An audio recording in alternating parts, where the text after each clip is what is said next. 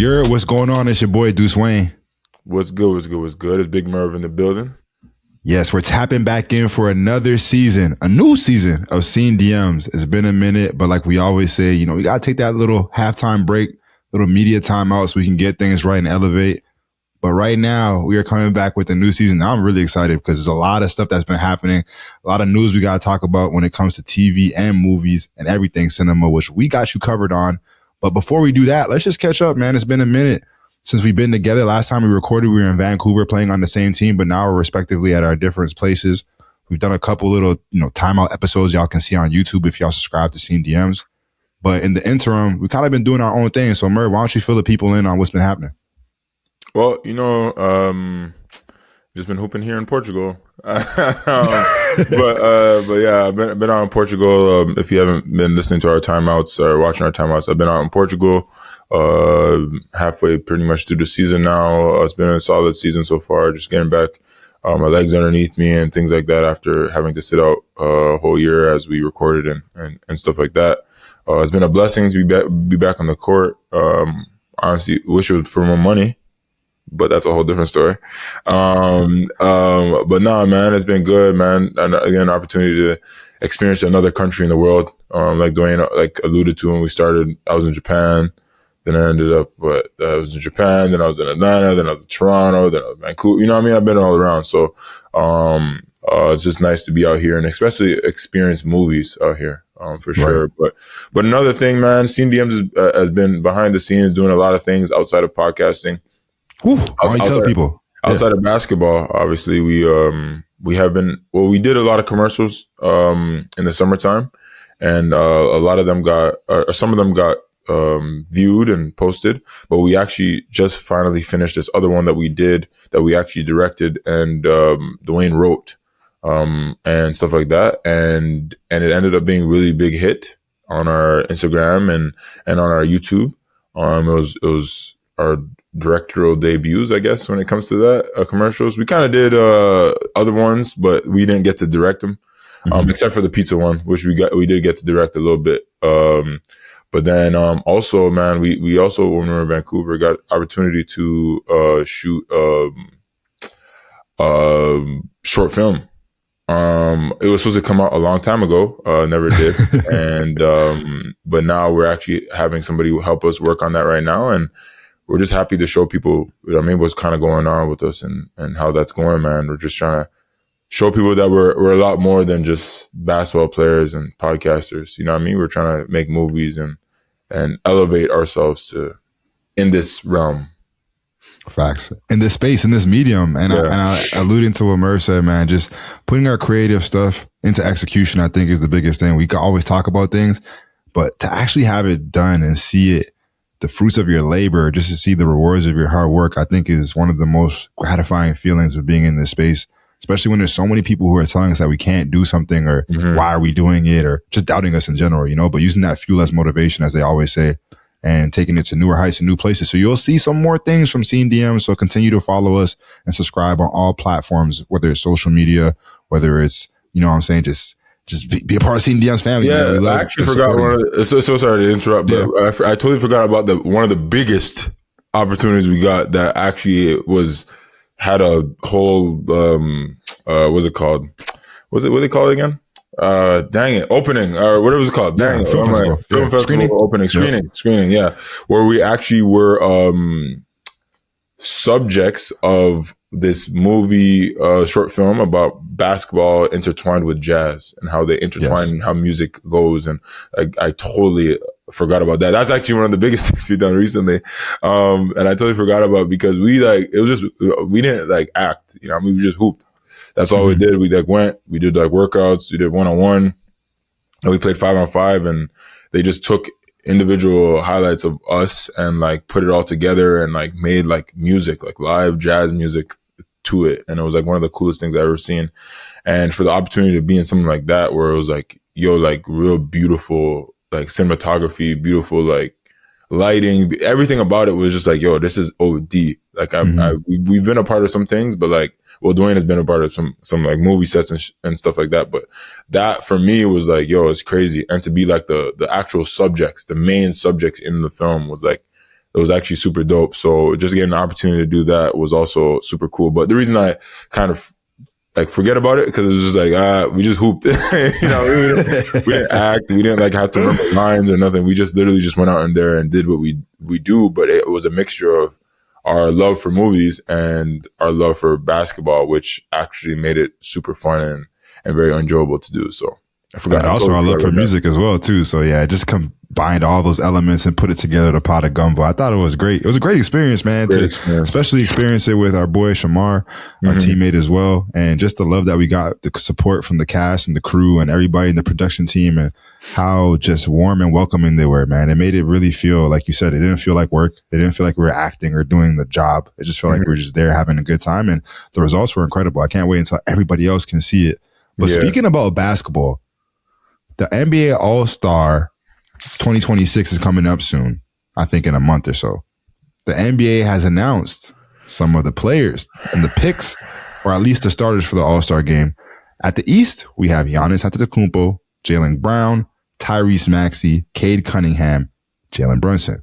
In the West, we have Steph Curry, Luka Doncic, SGA, Wemby, and Jokic. We know Jokic is hurt, so probably we'll get a reserve to come in there for the starter spot, but he earned that starter role for the votes.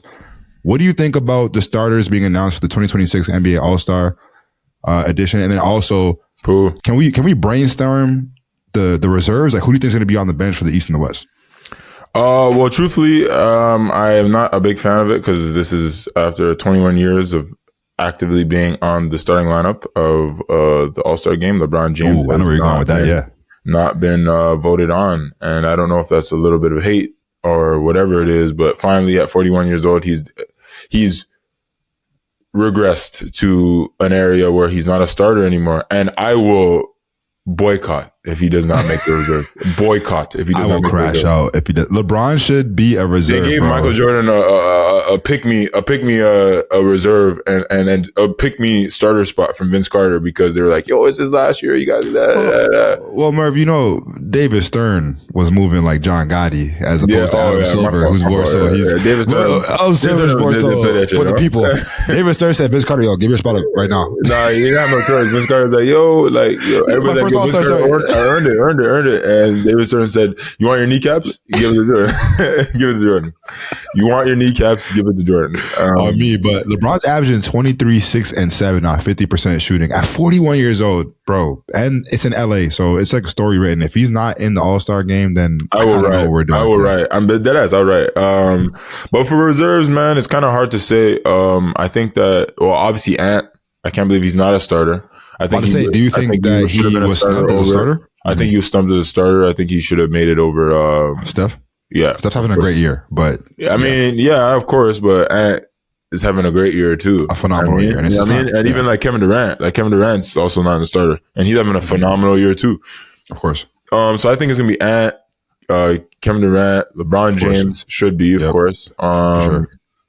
I think Keontae George has played a great year. He's had a great season.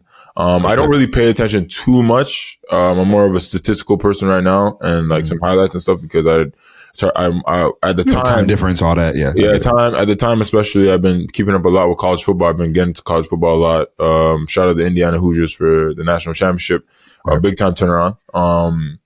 But yeah, so other than those like kind of four big names, maybe like a Devin Booker. You got to put Devin Booker in there. I would say think about some big men, but I don't know any other big man really and truly. I would say Alfred Sengun for sure. Great season. And then I would also say Chet Holmgren, just for OKC and what they're doing in terms of thinking about bigs. Jamal Murray, I think, has been hooping, especially with Jokic out. He's been holding the fort down and playing like playoff Jamal right now. Usually he chills until the playoffs, but right now he's been having to put in some work because of the absence of Jokic, like I just mentioned. And then lastly, I would say, bro, I'm not gonna lie, Denny Adavia, is that his name? He's been killing it for Portland Trailblazers. No. He actually probably deserves that one too. He probably will get it over Keontae, to be honest with you. He probably get it over Keontae. But yeah, for the East, who you thinking? That's good for the West. Bigs, man, in the West is kind of hard, bro. I was kind of thinking about that, and still, like you said, Sengun. But other than that, like I can't even like imagine anybody else, to be honest with you, unless I'm tweaking.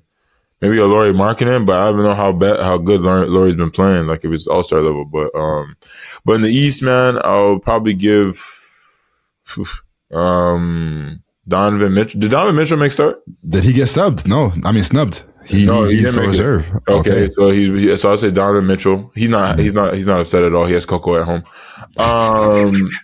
Who else? Jalen Brunson making starters? Yeah, he's a starter. But there's two other Jalens that are hooping right now that I think that deserve to be a reserve, and that's either Jalen Johnson or Jalen Duren. Yeah, I'll probably Jalen Johnson probably will get that spot. Jalen Duren probably will too because they've been winning. Yeah, and that's probably like the only other big outside of maybe Cat, if you want to go Cat. Yeah, man, that's what I was thinking. Like, I can't even think about Cat. I don't know how well Bam's been playing. If he's been playing well, I don't think probably Scotty. Scotty's probably gonna be in there. Scotty Barnes, man, shout out to T.O. I mean, if Scotty's in there, then Brandon Ingram probably got to be in there too because Brandon has been hooping. From what I know, at least I don't keep up with it as the other two. I would probably say I don't know if I would put them over Bi, but maybe is Norman Powell. Because he's been holding with the Heat, and then Michael Porter Jr. Man, I know he's a walking meme right now, but he's actually hooping. Green bean, brother. Green bean, bro. No lie though, it like I told some of my teammates the other day, it it's easier to play on a losing team, and you're now the guy. So for sure, but he already he predicted that. He's like, yo, fam, like obviously I'm gonna be taking shots that I was not taking when I was in Denver. Exactly. And I'm going to be cashing them because I was cashing them in Denver. You know what I mean? Like, he's a 6'10" shooter. You know what I mean? Like, fam, like you're not blocking. And he actually jumps on the jump shot. You're not blocking that. The man sees the rim at all times. He doesn't see a defender. And I actually mess with it heavy because he be making it. So it's not like except for yesterday, man went 2 for 10. But still, you know what I mean? 2 for 10. He got him up. He got him up. He got him up. That's all that matters. But nah, man, I think that's a pretty good, but I don't know, man. That's the thing about the NBA, man. That's a little side thing, but maybe I'm still relying on like the old heads like LeBron, Kev, to hold the fort down and stuff. But it's like, fam, like I'm not like there's nobody drawing me to be like, yeah, I gotta watch this game. I gotta be this. I gotta see this. I gotta like, yo, who's playing? Yo, I gotta lock in and watch this. There's not like a lot of that. Like back in the day, what? If it was Cole, I'm watching. What? Cole, Kevin Durant on OKC, Russell Westbrook. Oh yeah, I'm locked in. As much as I hate Bay Area, fam, I was locked in when they had some good runs and stuff like that. You know what I mean? Like I just feel like there's not many people, or like not many that I'm just like, damn, I gotta watch. You know what I mean? Like where it's like exciting, like a LeBron, like a Kobe, like those guys. You know what I mean? Like before. And like a D Wade and guys like that. Like I just don't think it's like that kind of level right now. Maybe I'm tweaking. People can tell me I'm tweaking or not. Maybe I'm turning into that old head that's reminiscing about the old days and stuff like that. But I just feel like the game has definitely changed, and I just don't see it like I don't see the same excitement for the NBA. You know what I mean? Like okay, so that leads me to my next question. What do you think the NBA needs to do in order to improve the All-Star weekend again? My answer is pretty simple, Merv. I just think we need to go back to the old school jerseys, everybody having their individual jerseys. I think it starts with the swag. I think that's the most thing. And then the second thing is I think we need to get back to basketball, bro. I understand that it's a brand and it's a business and we have to, market certain products, companies, also showcase certain celebrities and do things like that. But the essence of the game of basketball is lost, and we're doing all these things to inspire more competition, whether it's tournament styles or breaking it up country, world versus universe. Like, or like you get a pot of the money if you win. Yeah, like there shouldn't be extra incentives, bro. Exactly. Being an all-star should be the incentive. Like that's a part of my career now. I'm an all-star. Like, you know how we talk about movies and you're a Golden Globe nominee, like that is something you can go around telling people. I'm a 1-time, 2-time, 3-time, 5-time, whatever, 10-time all-star. And it's just like, yeah, like, I don't know. I think that to change it, it has to change the mentality of the players, bro. It's not, you can add as much money and whatever the case may be, but a lot of guys just come up with excuses now. You know what I mean? Like, I remember like people try to say like Bron. I'm like, yo, Bron's out there going hard, bro. Like, what are you talking about? He's trying to win. Like, you know what I mean? Like, what are you guys talking about? Like, they're like, yo, the reason they all went out because Kobe. I'm like, yo, Bron was trying to win. Like, these guys were trying to win, bro. Like, there's never like, for sure. Giannis was out there trying to win. Like, I remember there's certain guys that were definitely trying to win. Yeah, certain guys play with pride for sure. But I remember even like, yo, D Wade broke Kobe's nose in the playoff. I mean, in the All-Star game, and people were just like taking it serious. You know, it's a live pickup game for people to see what people do in the off season. And then now I feel like I feel like it's it's like social media in a sense, which is like kind of we just get have so much access to them. We see them all the time. Like the All-Star game is just like another game. Like that's true. That's actually a great point. We see them in the summertime. We see them in open runs where they can't miss shots. Like nobody misses shots in the summertime. So we're like, yeah, we see that already. We see all these guys do this stuff already. We have access to these guys all the time. It's not like a special moment that we're seeing this person or this person or this person. We see them all the time. NBA is always posting it, whatever. So it's just like, it's supposed to be a big pickup game where somebody tries to go, and I'm just like, bro, it's like nobody cares. Like nobody, and then on top of that, nobody is trying to get injured. I was going to say, you made a great point. And stuff like that. So, when I was a kid, you're right, especially, you know, growing up in Toronto. I don't know how it was in the East for you, but it was the Raptors. That was it. You know, now you have access to watch literally every team in the NBA, you know, through these different apps, through even on television. They're just broadcasting more games now. Basketball is more popular in North America and the world. So like you said, when I was a kid, it was like, if I wanted to watch someone from the West Coast, I wasn't watching Shaq and Kobe every day. Like that wasn't on my TV every day. So the All-Star game made me want to tune in because now I get to see players I don't get to watch on a regular basis, superstars from other teams. You made a great point, man. The accessibility, we see all these players on the Black Ops runs. We see them hooping in the summer. Their workouts, their like their daily schedules. I'm like, fam, like I don't care. Like yesterday, I think they seen Anthony Simons, they just posted that he like makes the best pancakes. And I'm just like, there's nothing wrong with that. Don't get me wrong. Like it's just, but it's just the overexposure to like each player. Is just like, there's nothing special about watching the All-Star game because you can see them. It takes away that mystery that you're talking about. The All-Star game was like, yo, we get to see everybody play at one time. And especially like you said in Toronto, like fam, we didn't get to see anybody play. It was always the Raptors. And then it was the All-Star game, that was one of the only games they showed until like the playoffs, where they showed the playoffs. But it was like literally, it was the only time they got to play or see was Raptors played against a Kobe, played against a Brown, played against, you know what I mean, these players. And then that's the only time you've seen them. But then it was like the All-Star game was like, yo, you got to see everybody hoop. And you're like, dang, yo, I'm amped. I remember like my mom got like somebody from CTV when she was working there to record the All-Star game for us.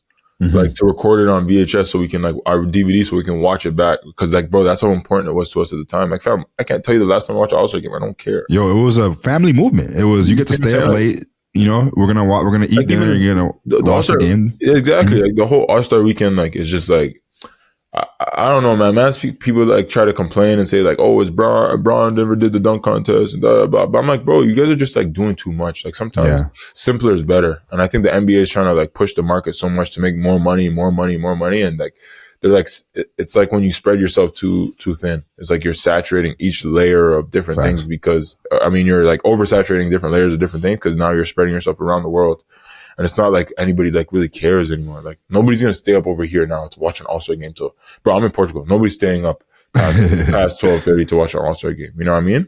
Yeah. But I'll stay up to watch the college football playoffs. Like I'll watch that. Like, you know what I mean? Like what, you see what I'm saying? Like, But I think just to kind of close the pin on the point that you made about just the money, I think players are worth so much nowadays as people, as brands, as investments, that they just play it too cool and they want to be too protective to the point where they don't want to compete no more. It's like, why would I play in this glorified All-Star game or play hard in this glorified All-Star game when I'm literally worth $200 million, you know?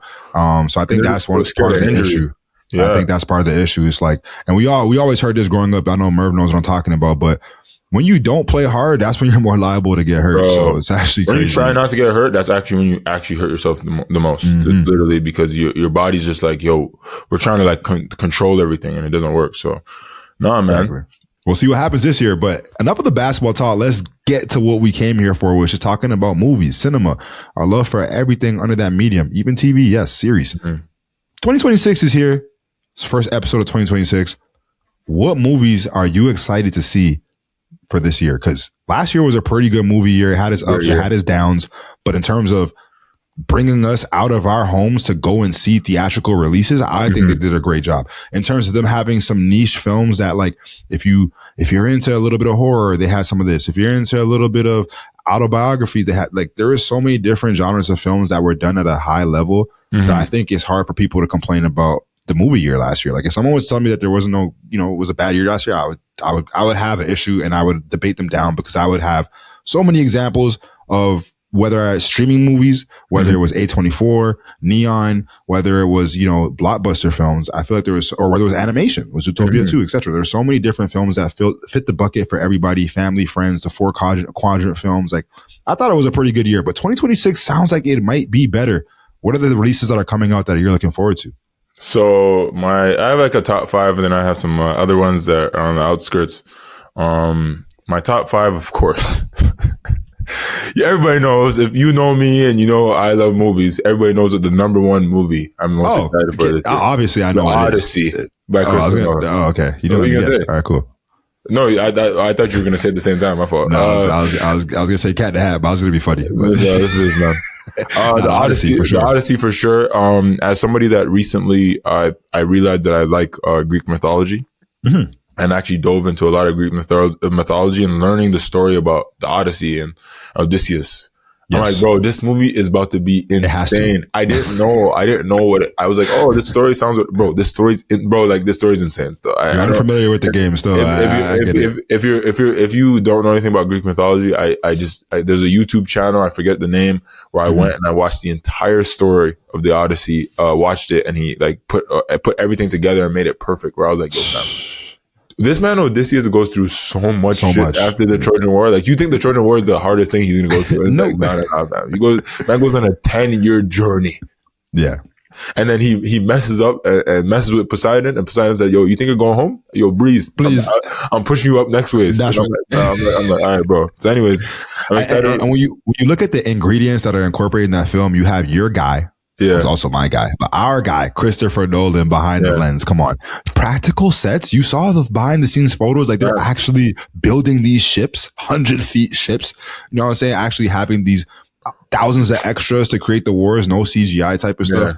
And then when you think about Zendaya, when you think about John Bernthal, when you think about Tom Holland, Matt Damon, like, come on, man. Yo, man. No, honestly, bro, it's gonna be iconic for a lot of different reasons. But I think the number one thing is, and that's why they say he's the GOAT, is that Christopher Nolan gets things done under budget and ahead of time because he's locked in. Like, he wants to make sure everybody, there's no reshoots or nothing. Mm-hmm. We're getting everything done the way we're getting it done, and it's done. You know what I mean? And that's why I'm more excited for it too, because now this is, you know what I mean? We've seen a lot of his different ones. Like Oppenheimer was obviously a biopic essentially. But seeing this as like a Greek mythological story, I don't know how you say it, but story, I'm like, yo, fam, this is gonna be some crazy stuff right here. So I'm excited for that one, man. Matt Damon is gonna be in his bag, and especially after watching The Rip recently, which you reviewed on Instagram. I think that him as a older man that understands what's going on in life, and, like, you know what I mean, going through trials and tribulations, whatever he's going through, and having to go through a journey. I'm like, bro, I seen it. I seen the vision immediately. I was like, okay, he knows what's going on. Yes. But anyways, the second on my list, I would have to go blockbuster Avengers Doomsday. Of course. With the amount of people that are supposed to be in that movie, it might be one of the best movies of all time. We're gonna see, though. I'm not trying to put it out there yet, but we gonna see. But the way they're pushing it, I'm like, yo, fam.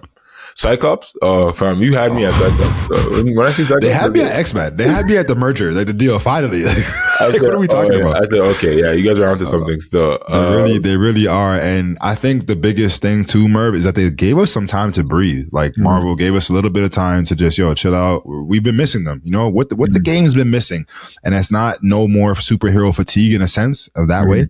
So we're actually anticipating this one, man. It's a minute since we've seen Spider-Man in his own individual film as well. And I know Spider-Man Brand New Day is coming out. So that's going to be crazy. And especially how they're doing the timeline. So they're saying, like, it breeds everything that's happened after Endgame. Doomsday takes place right after Endgame.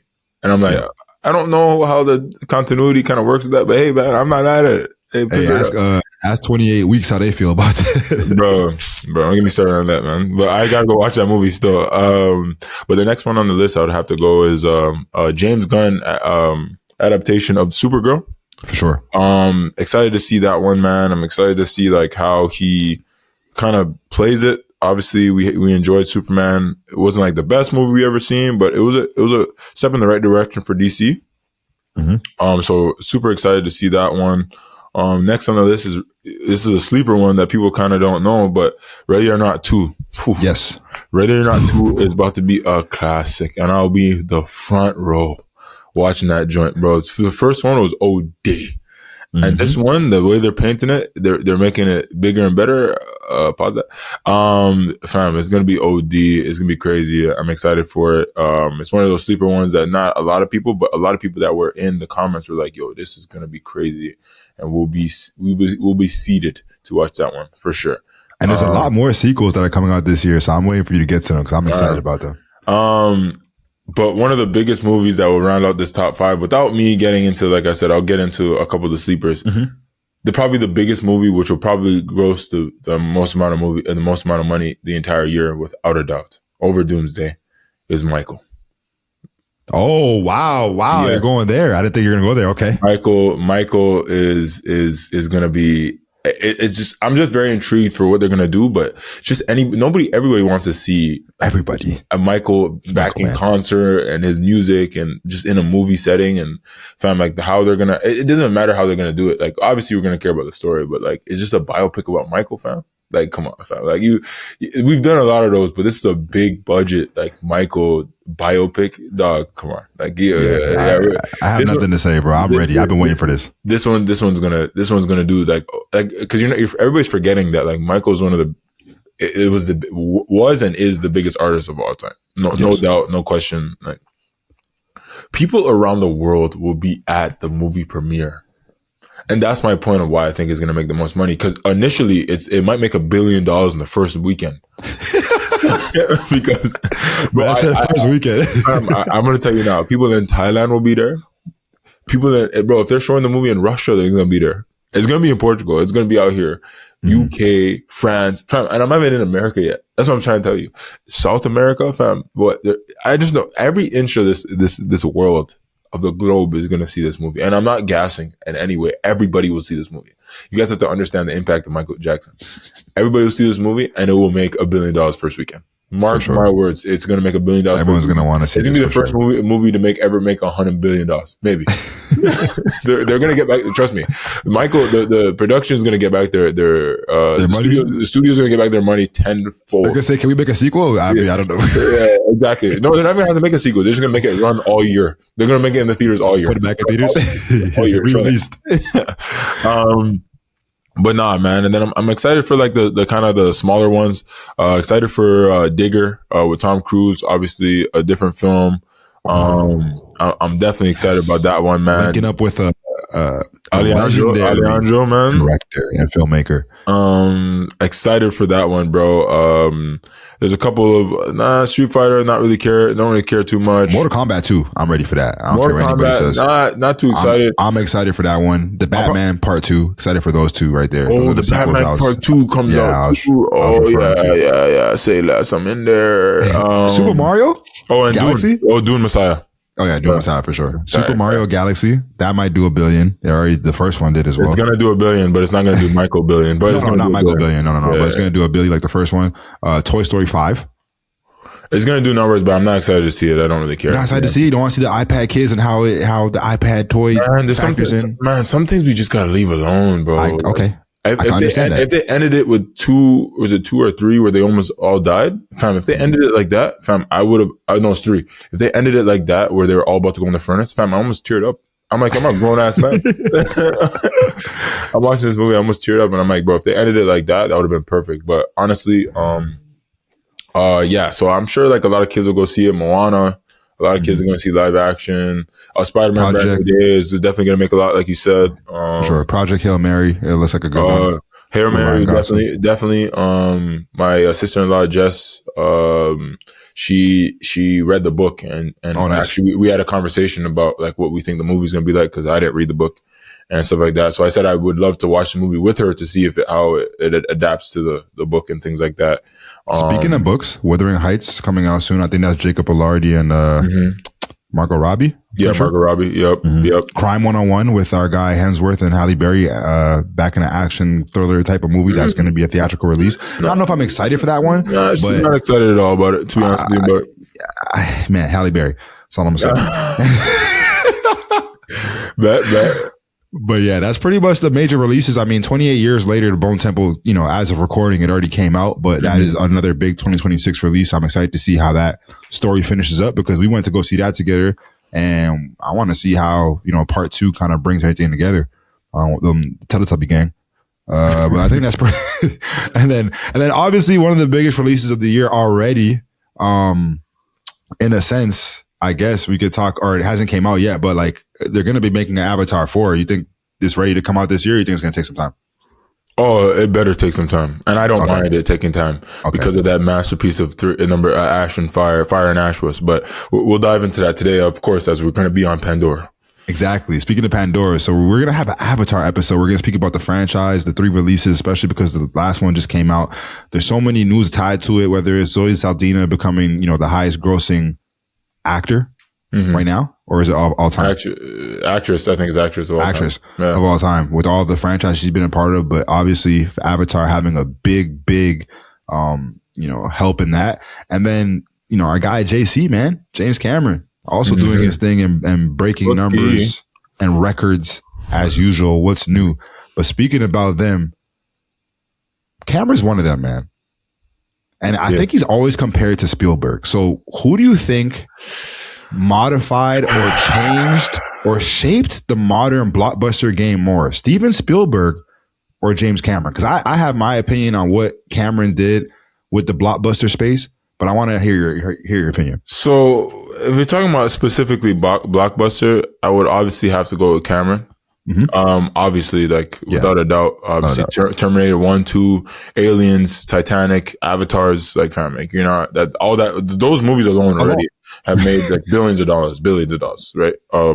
So obviously those, but when you talk about not versatility, I would say, but more of the range, I guess that's versatility, same way. The different types of stories, different types of movies that Spielberg has done, it's damn. I was for sure going to say Cameron wins in the sense of better director. Right. But then when it came to when I seen this man has, Spielberg has, I'm going my favorite movie first, but that's obviously not in the order. Ready Player One. He has Catch Me If You Can, Jurassic Park, Lost World, Jaws. He has E.T. He has the Indiana Jones movies. He has Saving Private Ryan. He has Schindler's List.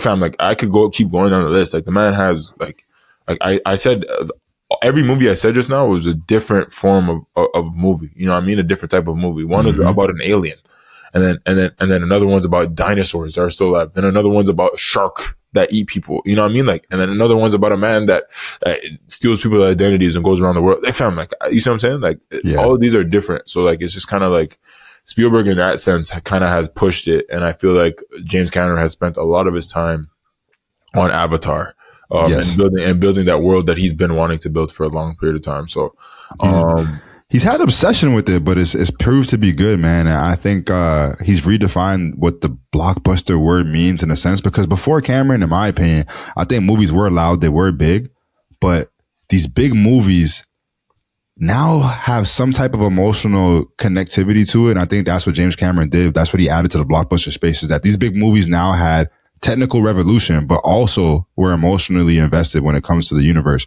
And I think, when it comes to T2, which is one of my favorite movies ever, we always talk about the scene where he's calling to ask about his dog and says the wrong dog's name, and then boom, right through stabbed. I don't want to spoil it for anybody, but T2, classic, go see it. Arnold Schwarzenegger, obviously. But that made CGI a narrative tool and not really a gimmick. And I feel like sometimes movies make, CGI a gimmick, but he made that a tool, and it actually became a part of the storyline of how the Terminator, shape shifted and all those things, and the different types of examples of what the CGI can be. I think Titanic proved that romance could be more than just a love movie. It could be one of the biggest movies on earth. Who would have thought that movie would make that much money? You know what I'm saying? That kind of story. About a romance within a tragedy. You know what I mean? Right. That's insane to put together. Special, man. Special. And then when it comes to Avatar, it didn't just succeed because it's blue people and this world of Pandora, but it reset the global box office ceiling. Nobody thought that movies would make this type of money. And again, it seems that after he already did it. I'm about to say, it seems like James Cameron is the one who continues to push the goalpost forward. And so it's hard not to think of him when you think of every studio tentpole today existing in his shadow because of what he's done in cinema, in the space of movies, and the influence that he has on other directors and filmmakers and auteurs. but also just when it comes to making movies in general. Like his impulse, or not his impulse, but his effect, I think, is something that's going to last forever because he really cares about the craft of filmmaking. So with that being said, do you think James Cameron is a top 5 director? Because if you do, in my opinion, I would say yes. All time. I would say, for different reasons, yes. I would say yes. For me, I know a lot of people obviously would have different opinions based on the fact that he's done franchises and hasn't spread his directorial list a little bit more like a Spielberg. Right. But what he's been able to do, especially with Avatar, what he was able to do with Titanic, how he like went down actually to the Titanic crash site, you know what I mean? And like, I was like, fam, this guy's a psycho. And like, you know what I mean? And the dedication to his craft, Aliens, coming into a franchise again. But I think that's why people say, but then he made his own franchise, literally made his own story, original story, made his own franchise. And I don't know, man, I think that's OD. So I think that he is top 5 personally. Nah, facts. That's crazy. All right, so we're going to take a quick time out and we'll be back with some more SceneDMs. We'll be back with Act 1 and we're going to get into some more James Cameron and some more Avatar, so don't go anywhere.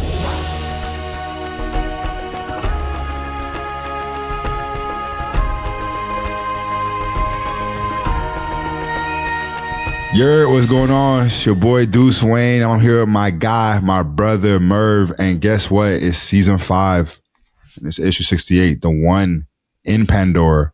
And guess what? We're talking about Avatar, man. It just came out recently, Fire and Ash. But before we get to that movie, we're talking a little bit of JC, big JC. Put some respect on his name because he just did a Billy again. But James Cameron has a unique set of skills. I sound like Liam Neeson, but he has a unique set of skills. But what I do have are a very particular set of skills that make him one of the best filmmakers. Merv and I both agreed that I think he's top 5 right now. I don't know if he's right now top 5, but overall of all time, I do think James Cameron would be in my top 5 direct. I think it'd be hard to leave him off to like my top 5 directors list. What skill sets and abilities make him one of the best or among the best? Like his signature skill sets that you're like, oh, that's a James Cameron move right there. That's what he does. That's something that he's doing to elevate this genre in this space. I think the technological aspect of it, I think that like how he like manipulates it. Like I feel like in every single movie, he kind of pushed the boundaries of the technology. From T2, obviously, as we know, like, he pushed the boundaries of that. And then with, sorry, I have my list here. I forgot.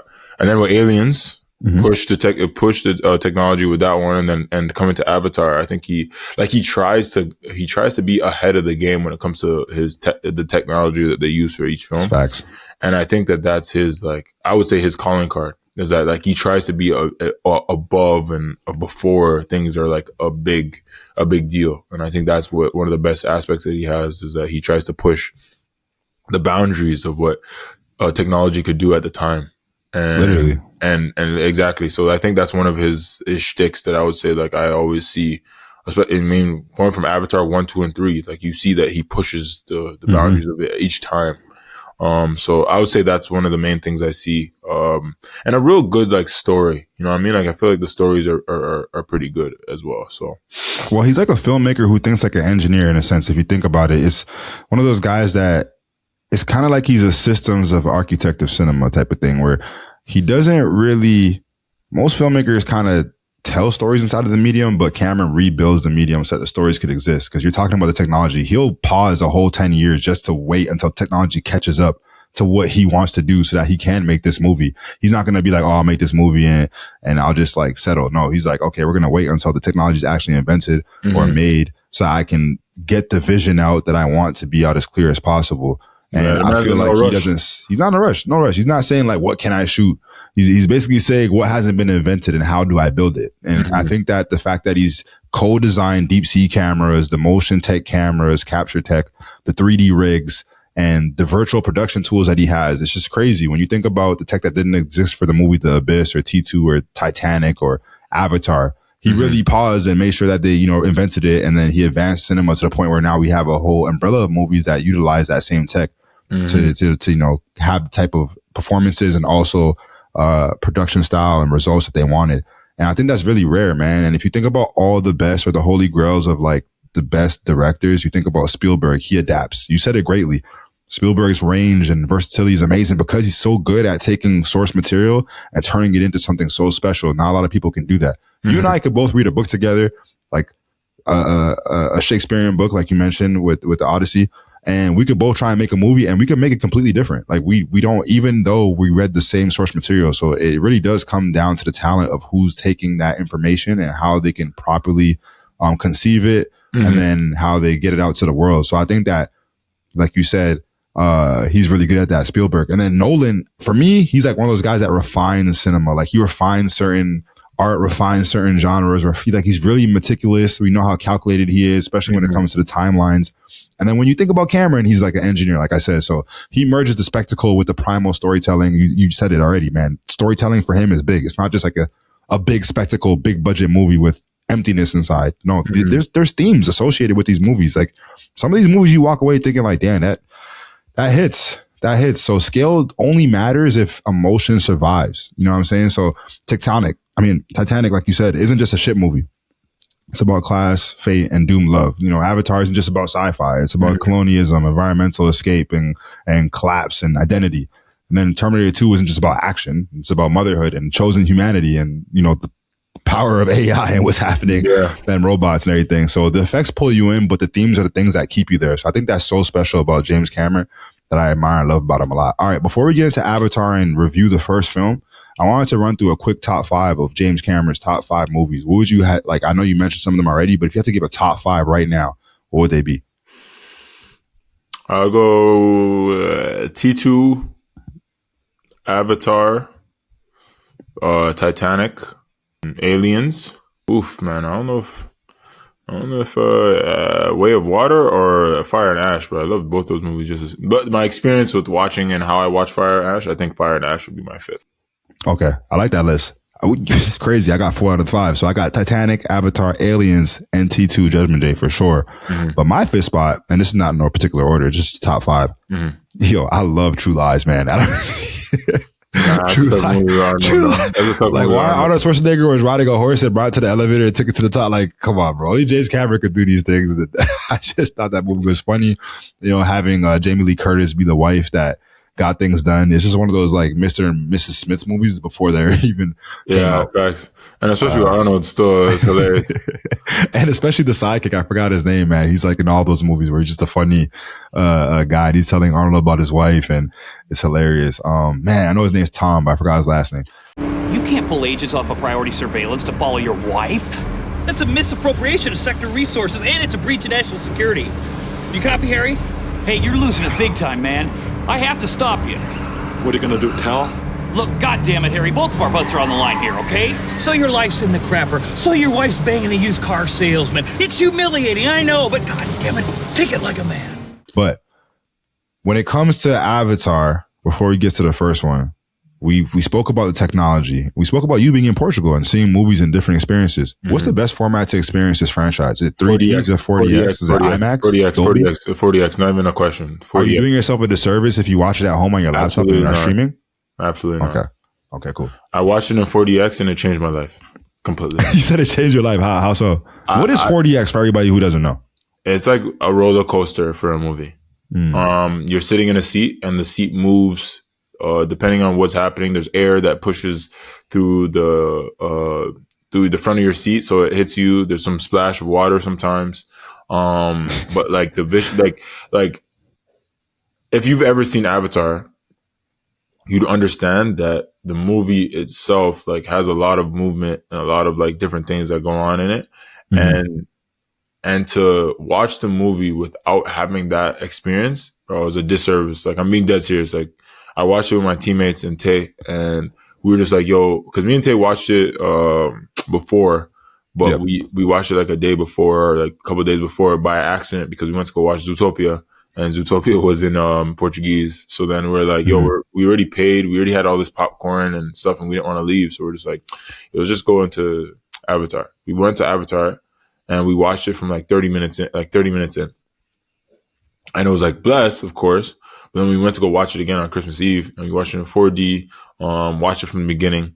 saw everything, and I was like, yo, this is honestly one of the best experiences I've ever had. Like, granted, you can't take a drink, or you can't really drink or have popcorn because the popcorn will go flying for sure. But I say you have to buckle up. You're going to Disney, you're not going to a movie. I'm being dead serious, huh? Like, it was like every time they were on, they were flying or driving or whatever it was, bro, like they made it an experience that like you were like there, bro, like legit, like felt like I was there. And it was in 3D because 4D is X's, you have 3D glasses. Like it felt like you were there still, like no gas. So I would say 4DX is by far the best experience to watch Avatar, and especially the recent one. But if you can watch on any of the other ones somehow, then that'll be blessed. Nah, I love that. You know what? What's the Screen X? I think we watched what's the movie that you saw at the Toronto Film Festival a couple of years ago? Was it the Wild Robot, The Life of Wild Robot? The Wild Robot. I watched that Screen X, and that was incredible because obviously the forest and the environment. So I feel like the world of Pandora surrounding you, from kind of like a 360 angle, almost. I know it's not like a full 360. Yeah, I think would be incredible to witness. Didn't we see Fast X together? I mean, F1 in Screen X? I swear. I don't know if it was. Did we watch F1? No, we watched Superman, I think, in Screen X or something like that. It was like something like that, but I don't think F1. F1 was IMAX. Okay, IMAX. Yeah. Oh, I thought I was in the car. We're in the seat. Yeah, we were in the seat. We were driving the whip. I had goosebumps like I was driving. I was like, holy. That was insane. All right. So let's get into the review of Avatar. I'm going to do the first one and you can do the next two following. But the first Avatar came out in 2009, man. We were in the 9th grade, Merv. That was a while back. I know. I said, damn. Oh, damn. It was budgeted at $237 million. Honestly, only JC can get that type of price tag. When I saw the budget, I was like, how does this man get this budget done? They can hold him at gunpoint. How do you even have the audacity to ask people for that much money? To be like, yeah, listen, I want to make this movie. And said, yeah, sure, bro. Anytime. I will bet on you because of his track record, like we mentioned in the intro. But it amassed $2.9 billion. So it's safe to say it was a good sure bet. Yeah, great one. The parlay hit. Avatar follows Jake Sully, a disabled former Marine who sent to the distant moon of Pandora to operate the Navi. That was a Navi Avatar and helped. Yep, the Navi Avatar to help humans extract a valuable resource. But as Jake integrates with the Navi, especially through his bond with the Neytiri, who's played by Zoe Saldana, he begins to see the destruction of the humans are causing. And the turning point is really when the humans destroy Home Tree, forcing Drake to fully switch sides. And the film culminates in an all-out battle where Pandora fights for itself, basically. They fight back. And Jake permanently leaves his human body behind to become the Navi, and choosing that he kind of wants belonging over the exploitation. So I really enjoyed this film. I thought it was different. We talked about the technology. For me, it was like, I remember being a kid leaving there like, yo, this is like the Matrix mixed with something else. Cause you got to plug in and you're able to get into a submersive world. And it's just crazy now that we have the world of VR and different things since then, where it's like, yo, this is actually kind of insane that this could come into fruition one day. But I liked it for so many reasons. But what were your thoughts on this film? Before I talk about why I liked it a lot, I want to hear, where are you on this film?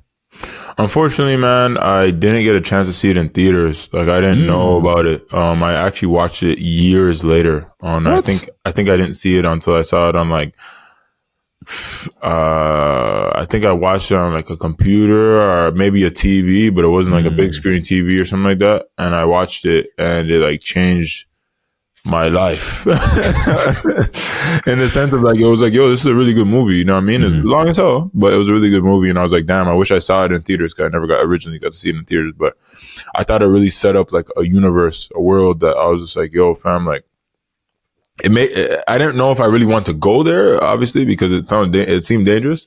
But like, I thought like being like, turning into like, hooking up as the avatar to be a Navi would be super dope. You know what I mean? And things like that. Like, I thought that would be pretty cool. But nah, man, I think that the movie really like changed things for a lot of people. When it came to how we looked at societal things, especially with like indigenous and Native American people, and how like literally, you know what I mean, humans came and did the same thing to their land and tried to take it over and get it all the stuff from it. So I think that's why like it hits a little different. But yeah, that's my opinion on it.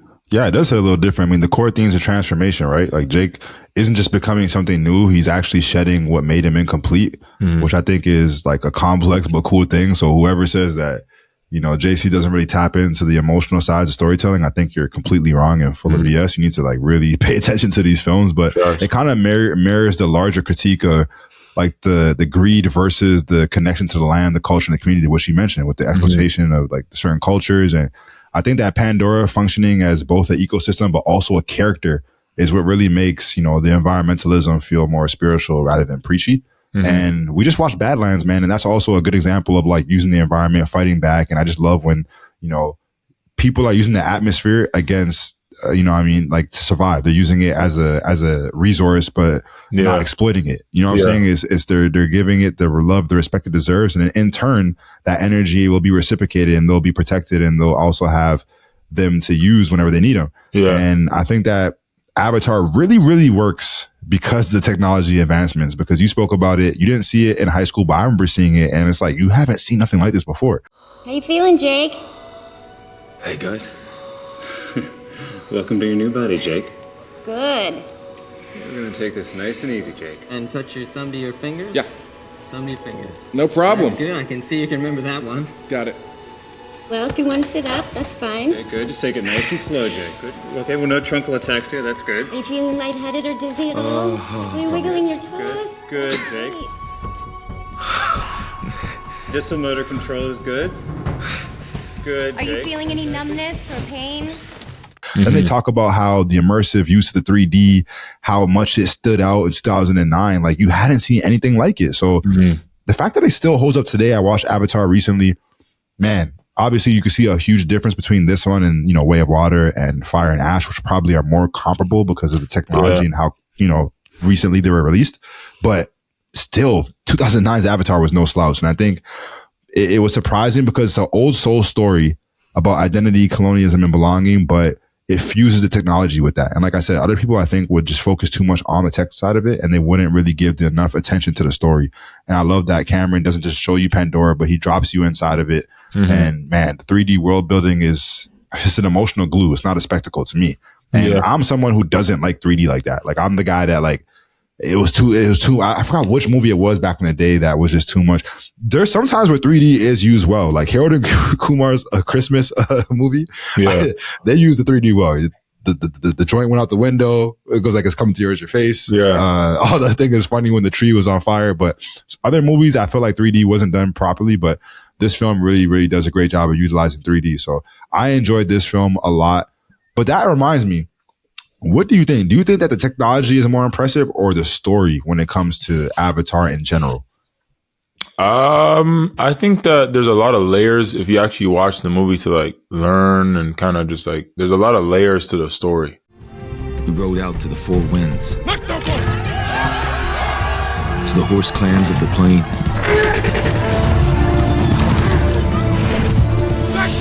to the Ikran people of the Eastern Sea. When Turuk Makto called them, they came.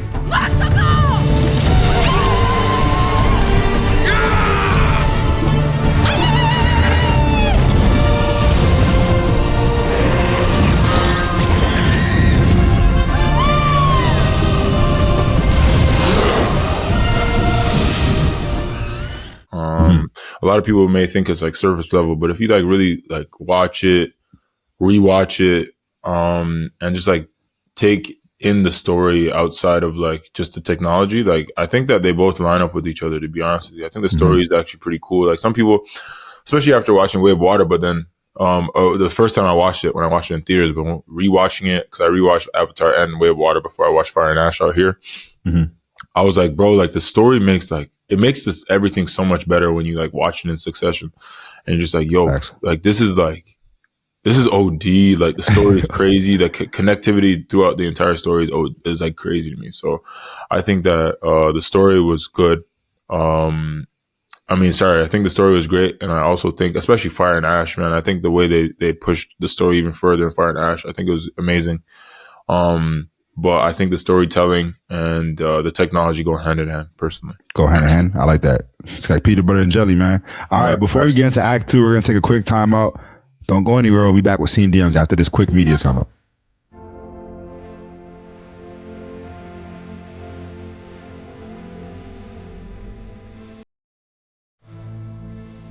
What's going on? We are back. Issue 68, the one in Pandora. We're talking about the Avatar franchise. Can't believe it's been 5 seasons until we got into it, but it only makes sense because James Cameron finally came out with the third one in 2025. We now are in 2026, but it's still in theaters. It's still doing numbers. It's still making an impact.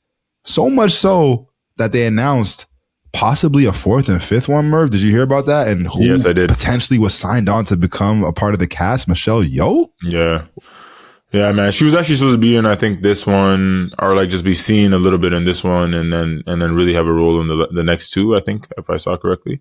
But man, like the star power behind these films, like Kate Winslet, like being in The Way of Water, and like all the people that are in these films, I'm like, yo, this actually pushes like you have to like see the behind the scenes too to see how they're acting and everything. And I'm like, bro, honestly, bro, I could rave about this thing all day still. All right, so before we get into talking about Way of Water, which I think is probably one of the better ones in the franchise, one of the ones that I really truly enjoyed and liked, I wanted to ask you, what are your thoughts on the amount of time that it took from the first Avatar to the sequel, with it being like some 13 years apart or something like that? Like, why do you think that was a good thing, or do you think it hindered the result of the franchise?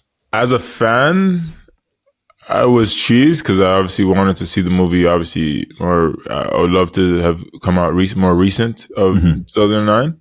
But as like a movie, as a cinephile and as a movie guy now, I like understand what it takes to put out such a project and such a big time thing like this, and like the technology that goes into it, the editing, the CGI, the acting, the putting everything together. I'm like, yo, like honestly, 13 years is a short period of time, to be honest with you. Right. Like, I just feel like all that work that goes into it, bro, like that you couldn't trade that for anything. You know what I mean? Like you're sacrificing something. And I think that he's trying to put out like a perfect project.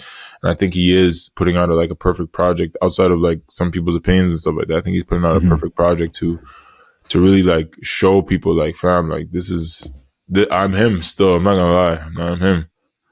Nah, it's big time, bro. Like Cameron really took his time expanding the franchise. I mean, he made his way until 2022 just to see the continuation of Jake Sully and the Na'vi stories. But with The Way of Water, and then obviously 2025, late 2025, Fire and Ash demonstrating the leap in technology, I think it was very necessary because it allowed us to bring his story and his vision to life.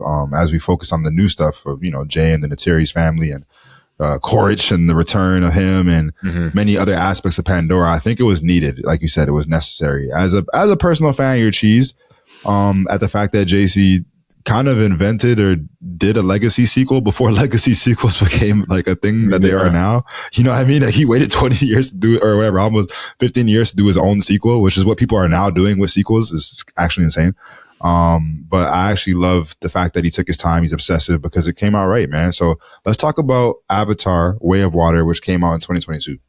Man, Way of Water, man. Where do I even start? This takes place about a decade after Avatar. Kind of lining up with how long the movie took to make. Jake, at the end of Avatar, the original Avatar in 2009, Jake actually transferred his subconscious and his entire being to his avatar, and permanently became Na'vi. And was able to live on Pandora. And he ended up getting with Natiri, and having kids, man. They had 3 kids, biological kids. They had Nateam, Loak, and Tuk. And then they had an adopted child, Kiri, and Spider. Kiri is the adopted child because she comes from Sojourner Weaver's character in the first film, because Sojourner Weaver's character was dying because she got shot, and they tried to do the same thing they did with Jake.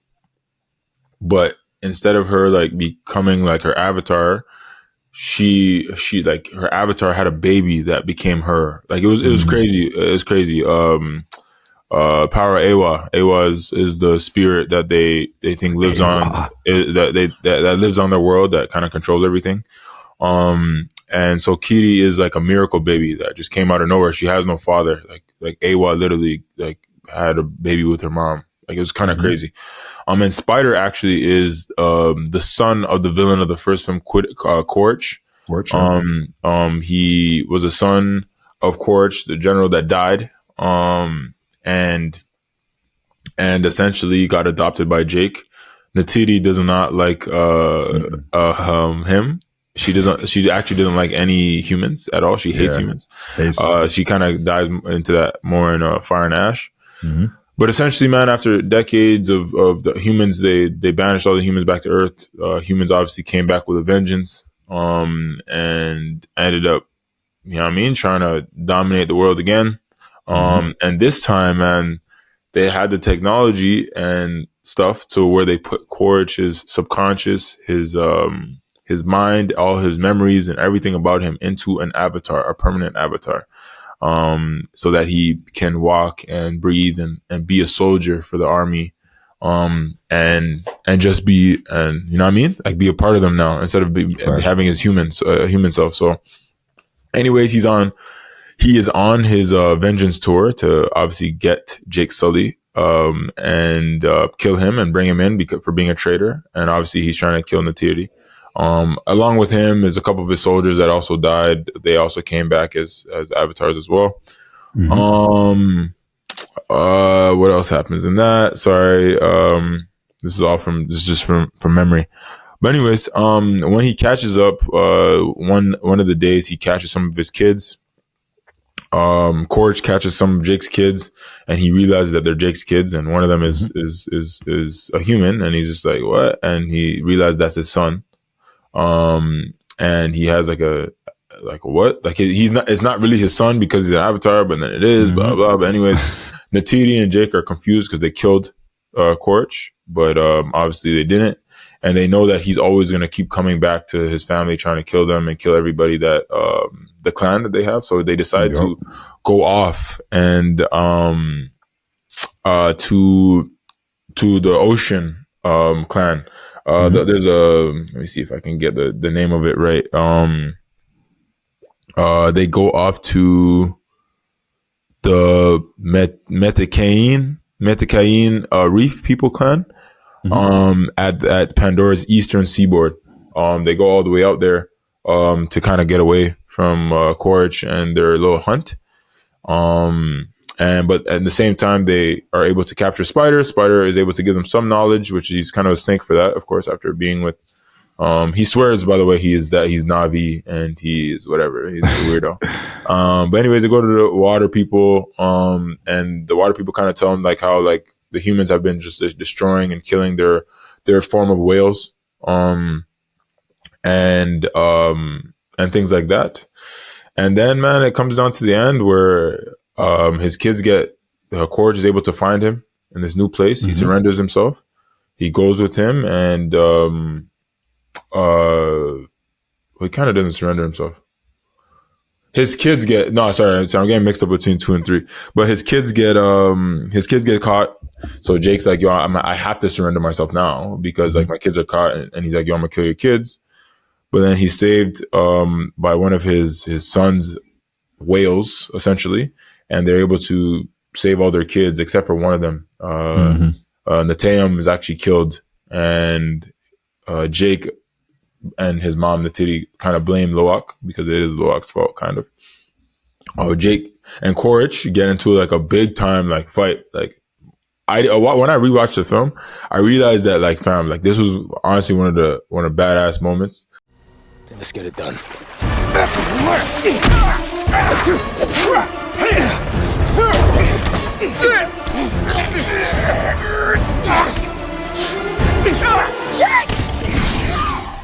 Where Quaritch is just like, yo, cause obviously Jake got all of his kids back and he's about to leave and like disappear again. And Quaritch is like, fam, I don't care where you are. I'm eventually gonna catch you. He's like, I'm gonna find you and I'm gonna kill you and your family. And Jake's about to leave, and the man said, he's like, all right, fuck it then, let's get it. And then he just like, he turns around, he's like, all right, let's get it. And like, yo, I ain't gonna let you talk about my family. You're not gonna do nothing to my family like that, whatever. And he's able to, their fight, he, at the moment, thinks that he kills Quaritch because he keeps him in the water, almost kills him. But Spider, Snake Self, saves him. Jake is able to get away. Jake and his family are able to get away until obviously Fire and Ash.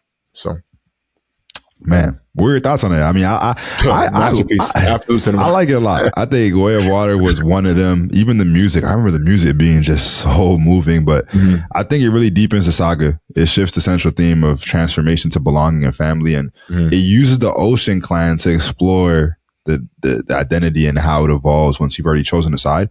Yeah, we all know Jake chose a side and everything like that. So I thought it was a great rundown, bro. Because man, that movie was so elite. And I think Cameron's brilliance was really kind of in the restraint, because the film, like, it breathes, it lets the culture, the rituals, the environment dictate the rhythm, and it makes Pandora feel like we know it. Like, now we're like, we really feel familiar with Pandora. And I love how water has become like a metaphor for that movie. Yeah.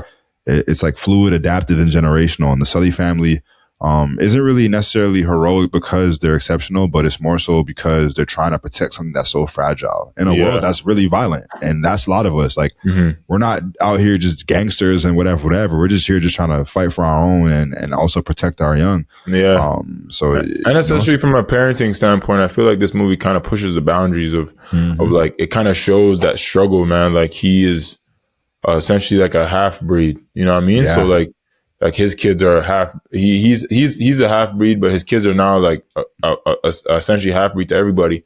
And like, he doesn't know how to parent them because he's trying to parent them like a human. Natiri's trying to parent them like the Navi. And then it's just like that kind of like, he like, even like the way he talks to them, he's like, everybody fall in.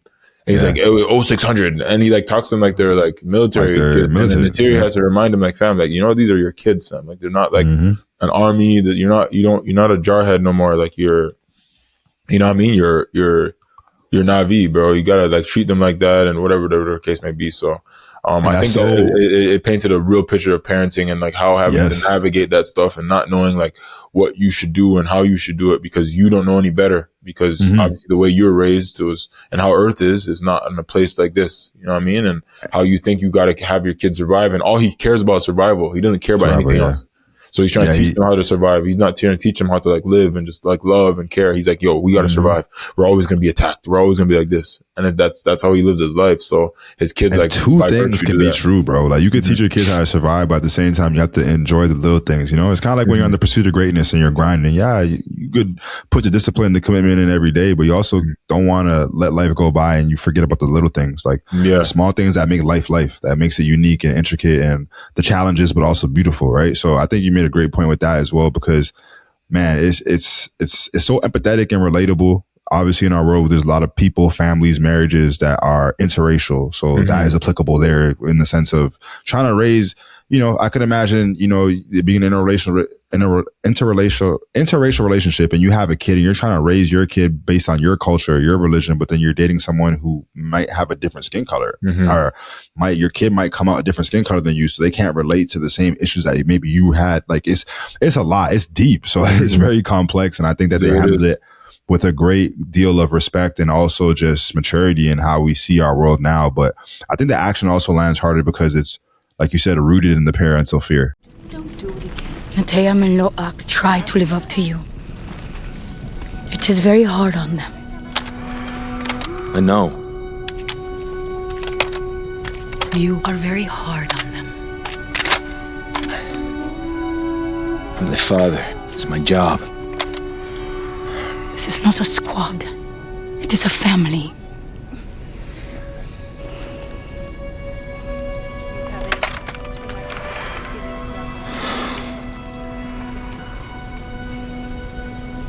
I thought we lost them. The inherited trauma and the cost of the survival, like you're talking about, like every day Jake is thinking about how I can survive, but Natiri is thinking about how I can just live. And those are two different things, like essentially. But it's visually staggering and it gets really emotionally intimate. And the film is something that, I don't know, I think we're not going to get into rankings now, but I think it's one of the best ones. The question I have for you, I think, is The Way of Water secretly a parenting movie disguised as a sci-fi epic, or do you think it's still more so a sci-fi epic? Because you brought up the parenting stuff and the aspects of it, and I think I totally agree. To the point where it might even just be a parenting movie. What do you think? I think it's a bit of both, man. I think, like you said, two things can be true at once. I think that at the end of the day, the underlying basis of the movie is a sci-fi action film, but I think intertwined in it, I think that's what James Cameron does a great job of. Like we talked about, like he's able to show a romance within a tragedy. I think he's able to show a parenting movie within a sci-fi, you know what I mean? Sci-fi thriller, sci-fi action. So, and that's a consistent theme with him, isn't it? Because in Terminator, parenting with the motherhood, and then also you mentioned Sigourney Weaver in Aliens. Wasn't that whole movie about her and it wasn't her daughter necessarily, but she felt a connection to the little girl that she saved because we found out she was pregnant later. Yeah. But there's something going on with parenting in James Cameron, and he mixes those and blends that beautifully with sci-fi action films. I think that sometimes, man, like we talk about, especially as we're trying to make movies direct and write. I think that sometimes we kind of put on paper our own experiences, but we tell it through a different story so that it doesn't obviously come off as just an obvious, like we're just telling like a biopic, like a biography kind of thing. But I think it comes off sometimes as just like something like that. Like, you know what I mean? The struggle of trying to raise a child the way that you think you need to raise them, and you're not really paying attention to how they feel and how they're doing, and picking favorites and kids and having adopted kids and maybe, you know what I mean? And there's like so many different layers to it. And I think that what about that makes it so cool is that he's able to do that within the action of the film and the sci-fi of the film. Like that's the coolest part about it. The emotion connected to it is OD. Right. So you still get the big explosions and the big fight scenes like you talked about between Courage and Jake Sully, but you also leave there learning a little bit more about yourself, about the world that you live on an everyday basis, man. I think that's why we love movies, Merv. This is why we do what we do, bro. You get immersed into the world and you can lose yourself and be like, oh, actually I could relate, or no, I can't relate, or oh, I didn't know that, but that taught me something. So, or I disagree, but I respect it. So I love the fact that movies have that power. But that is the end of Act 2. We're about to get into Act 3. So let's take a quick media timeout. Don't go anywhere. We'll be back with more SceneDMs after this.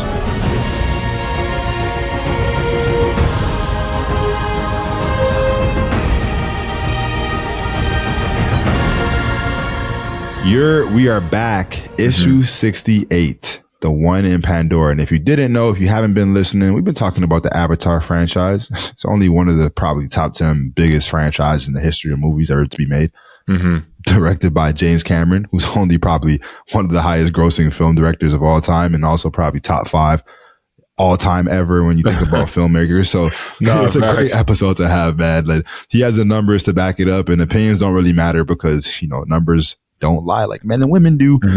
So before we get into Fire and Ash, which is the third film that came out in the Avatar franchise, is there a better, unique sci-fi, fantasy, tech utopia world of movies that could kind of rival the Pandora atmosphere and environment? Like, is there, you know, because what comes to mind is Wakanda for me, for example. Like, is there anything like that where you think that, you know, it's not based, it might be based on real stuff, but it's not a real setting, a real place in a movie that can kind of rival the Pandora and the beauty of everything that's in that universe that James Cameron created?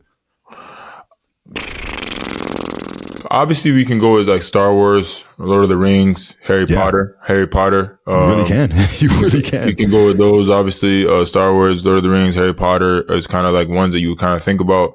From a sci-fi action standpoint.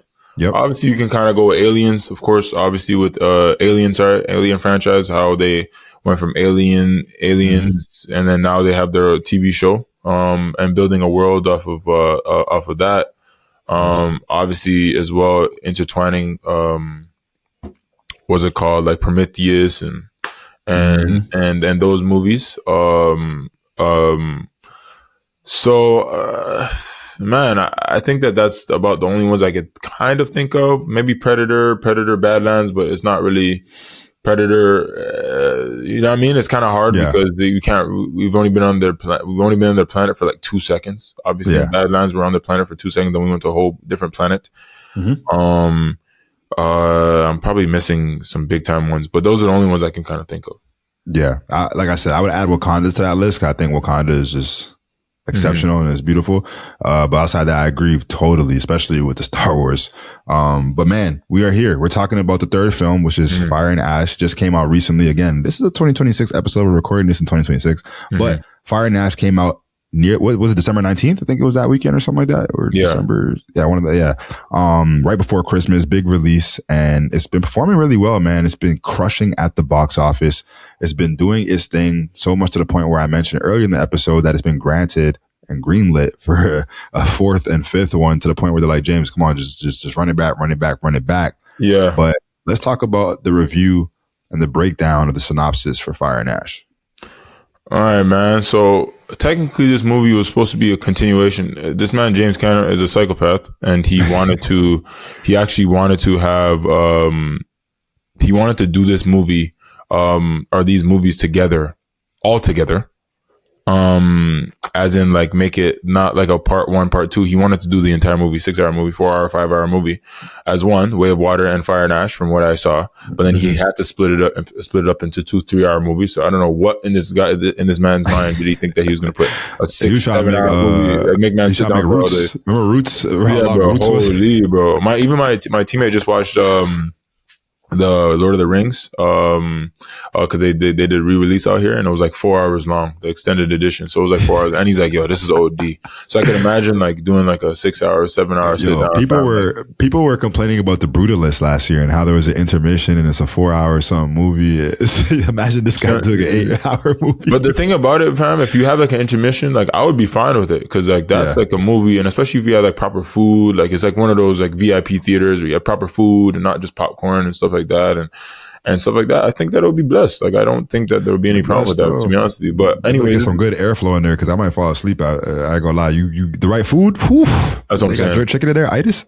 Yeah, exactly. Yo, Merv, wake me up. Tell me what happens. 45 minutes. That's a jerk chicken. Listen, man. Man. So essentially, it continues the story of what's been going on. It's actually weeks after the death of Neteyam. And Loak is still grieving his brother, and Jake Sully doesn't know how to grieve. So all he's doing is trying to collect weapons from the battle, that they had, ammunition and everything like that. And Titty's like, "Yo, fam, you gotta talk to your son." He's like, "What do I have to say to him?" You know what I mean? Like, I was like, "Damn." It was close. They kind of hates him.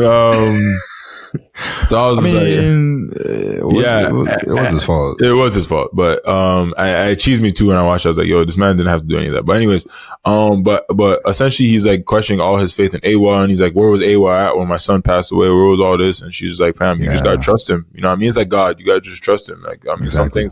some things happen, and they just happen. You know what I mean? You just gotta keep trusting that the plan is the plan,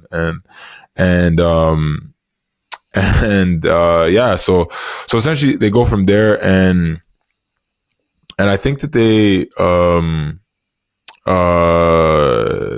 they try to leave, because essentially they're just like, "Yo, they're not safe here. They're putting everybody there, all the clan, the Water clan at risk." And they're just like, "Yo, fam, we can't stay here. We can't do this. So we're just gonna, essentially we're just going to leave and go with these air travelers," which is honestly one of the most magnificent visuals I've ever seen of the air balloon kind of thing, whatever, bro. One of the most magnificent things I've ever seen, visually, and like watching in 4D. Come on, bro. But anyways, and then they are actually swarmed and ambushed by a different Na'vi tribe, and they're called the Magwan clan, or Ash people. And Jake and his family Natiri is injured badly. Jake is separated from his family, and his youngest kids, including Spider, are all separated, and then almost caught by the Ash people until Loak is able to kill 2 of them with ammunition. But that is where he messed up, because now they're just like, "Wait a second. What is that?" They said it's thunder. They call it like thunder or whatever. And then Jake, when he's looking for his kids, is actually found by Quaritch, who actually survived, like we talked about in Way of Water. And he's pretty much saying, "We got to take you in." And Jake's like, "Fam, like Spider's there too." And then he's just like, "You know what? Maybe we don't have to take you in right now." So he's like, let's go try to find them. So anyways, the kids end up Spider ends up with Kitty's help. He ends up becoming like Navi somehow. She like has powers with Awa, and he ends up becoming Navi, so he doesn't need a mask to breathe anymore. The air, he can just breathe normally. But they're caught by the Ash people. Jake is able to to free them, and they end up getting away. And they're able to catch up back with Natiti. And the entire time Corch is like, fam, like, we're going to have our dance again, fam. Like, you know what I mean? Like, I don't care what it is, but he's starting to soften up. Like, Jake's trying to tell him, like, bro, like, this is a new world. We're not on Earth no more. Like, this is a whole different situation, fam. You don't have to be like this no more. Like, you're being blind. You're blind to what's going on around you. Like, just look around you and see that we're not on Earth anymore. This is a whole different situation, essentially. But then, they're unable to get Spider. They're unable to get Spider. But then essentially Spider is captured by Quaritch, and they realize that he's like, oh, this cool, whatever person now. And he's only captured because the Ash people, the Ash people are able to come together. Quaritch is wild, by the way. He goes to the Ash people's place. He like starts sleeping with the main shots, their queen. And then there's a little cocaine. There's a little cocaine. I don't know what it is. Magic dust, something. And then they're able to come together, and they're able to find Jake and his family. Jake surrenders, goes with them. Obviously they take Spider with them as well, because they already caught him. But Natiti's like, fam, you think I'm letting my husband die? Please. But Natiti, the entire film is kind of telling Jake, like, you gotta kill Spider. You gotta kill Spider. Like no matter where he's at, they're gonna keep coming after him, especially now because he can breathe the air. They're like, yo, we gotta kill him. And Jake's like, fam, he's family. Like, you know what I mean? You can't do that. They had a good scene there when that got me. That's a scene still. And so Natiti's able to break out with the help of one of like this estranged employees. Natiti's able to help Jake escape. And then Jake realizes that, yo, I gotta kill Spider. Like, you know what I mean? Like, I have to kill him. And then he goes, but then Natiti kind of comes out as a realization moment, like, yo, we can't kill him. I mean, he's family. He's everything like that. So we just gotta protect him. We gotta do everything in our power to protect him. And then they find out, they have a big battle at the end again. They find out that they're actually trying to kill all the form of whales. Because they have like this. The reason that they kill the whales is because they have like this like green goo, a gold goo inside them that sells for like $100 million, which I was like, I was like, nah, that's crazy snake stuff. On Earth. So they try to get like a whole pot of them where they can get their year's quota in one, because it's like, there's something going on with AWA. They come over and there's like their calves and everybody. So they're just trying to kill all of them essentially. But Jake is able to get the help of every single clan, as he is Turuk Makto. I can't run. I can't fight. Oh, that's right. Awa will provide. Yeah? So where was Awa? Where was Awa when our son... Jake! I'm in this place where I have nothing. Not my people. Not my forest. Even my father's bow is gone. All I have is my faith that this is the Great Mother's plan. You have this family. As he is the one that is like, he conquered one of the big birds, and he is Turuk Makto, which is like, he's the head of all clans now. He's the one that brings everybody together. And he did that from the first film, but he hadn't used that since the first film. And then he brings everybody together. They're able to defeat the Ash people. None of the kids die. But Jake, Spider, and Quaritch have a little standoff where Quaritch kind of throughout the film falls in love with the Ash people, and the Queen, and is able to he starts acting like Na'vi. He starts turning into Na'vi, and Jake is telling him like, fam, you see, like, you're changing. Essentially, Quaritch jumps off the ledge, presumably killing himself, but obviously we didn't see him die, so he's not dead. And they live as a family again for now.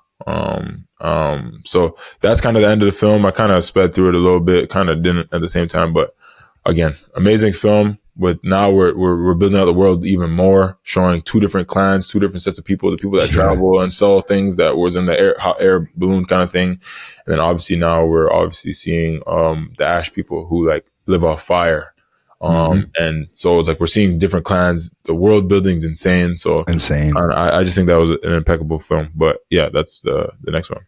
Yeah, I thought it was really good too, and you made a great point. The first couple of films center around harmony and protection, in my opinion, whereas this chapter is kind of positioned to explore the division within Pandora itself. So the challenging idea that nature is inherently peaceful or unified. That's not always the case, bro. Fire symbolizes disruption, and you have like the anger, the extremist nature of the fire and ash people, and the seductive clarity of their vengeance, man. Like we're gonna talk about her, but I'll bring her up in a second. But she was immaculate, and I think she stole the show for sure.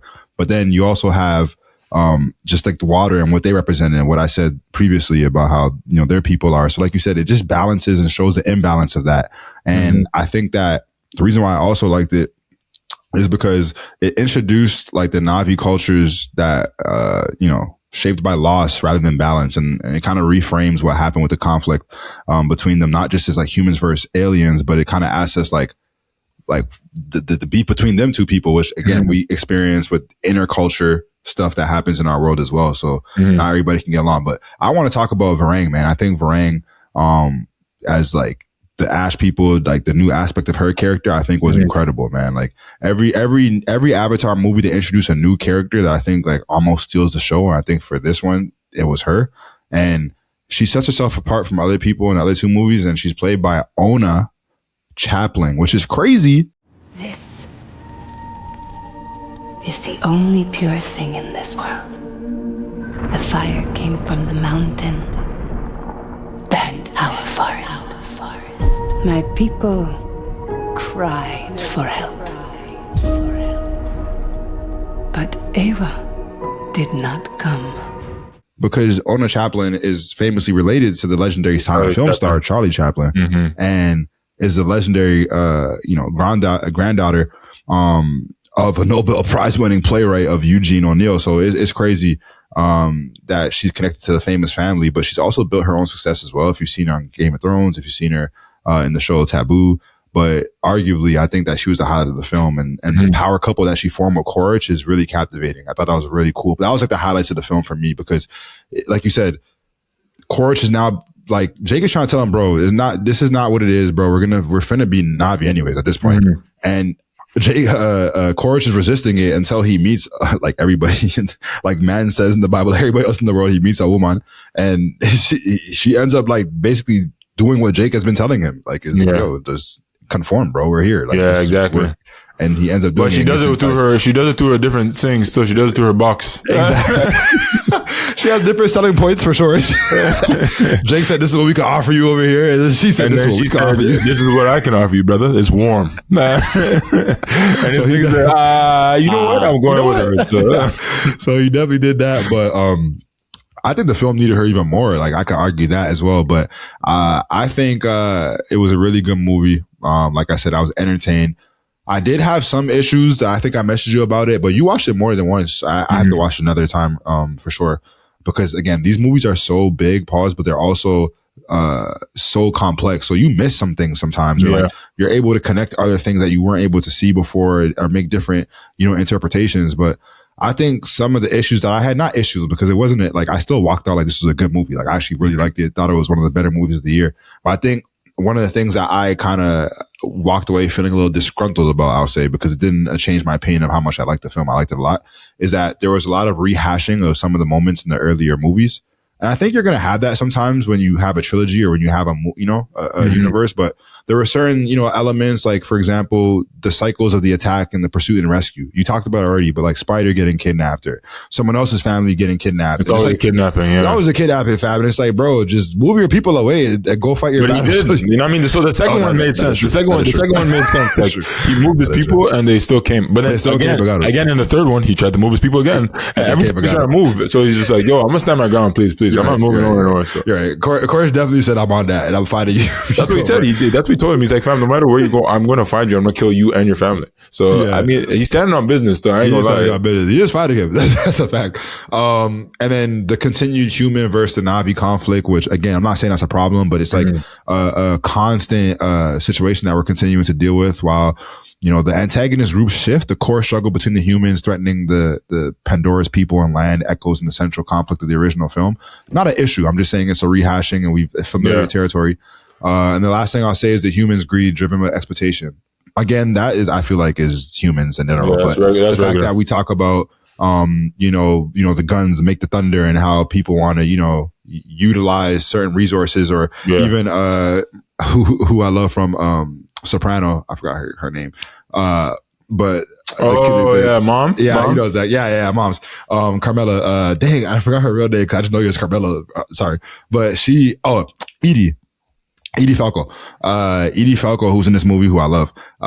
She had a chance to leave Pandora bare times, and she kept saying like, actually, wait, they have what over there? Hold up, we're not gonna leave just yet, like you said. So.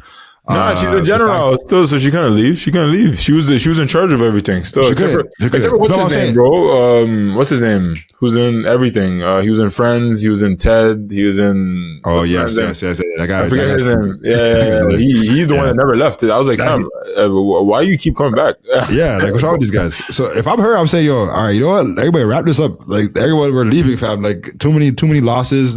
People we lost. Bro, they don't care. Still, they just don't care. Bread. So they said we want the bread. We want exactly. So that's all I'm saying. Like I get the human greed that's driven by exploitation, but it would have been cool to see like a different aspect. Again, these are things that I don't think they didn't bother me. It was just like, okay, it's a familiar thread of the storyline, but I still enjoyed the film a lot. Who do you think is the MVP, the sixth man of the Avatar franchise? Because that's a tough one. Shit. Because for MVP, it was tough for me, bro. That MVP is kind of a difficult one because, like, if I say Jake Sully, like, it's like, okay, like, of course he is. But he is, technically. You know what I mean? And I would say, like, his antagonist is the sixth man, Quaritch. Like, you know what I mean? They go back hand in hand. But I would love to give Natiri some respect. So that's what I'm saying. Like, Natiri would be, like, the reason that Jake is who he is and everything going on with him. Like, I think that she might be the sixth man.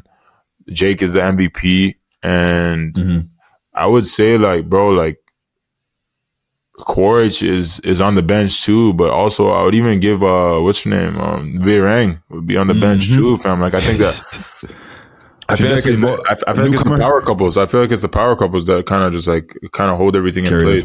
Outside of like Awa and stuff like that, and Kitty, but Kitty, like, she's the main character, but also, like, I kind of give her a space. I kind of give her a space to see back there. But fam, I want to go watch a movie tonight. Anyways, I have practice in the morning, please. I'm gonna fire the movie up tonight. But yeah, what about you? What was your MVP? Man, see, I look at it a little differently. I think the MVP, hands down, should be undisputed, unanimous MVP should be Natiri, but that's only because I think she's the emotional and spiritual engine of the movie. Again, we see the movie through Jake's eyes, like he is like our audience. That's what I'm saying. Like, it's kind of hard to be like, he's the MVP because he's the MVP. You know what I mean? Like, he literally is the entry point for us. But I think Natiri is like the standard of the world's measures against itself, because like when she's on screen, the stakes are real. You know, the themes they sharpen, like the soul of the franchise is really activated. I think that's like her impact, and the fact that she represents the continuity, the tradition, and the consequence. Like, there's so much things that I think that, you know,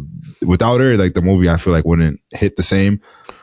Every major turn in the franchise really runs through her loss too, if you think about it. Like, her fury and her resilience, like, everything kind of happens to her in a sense.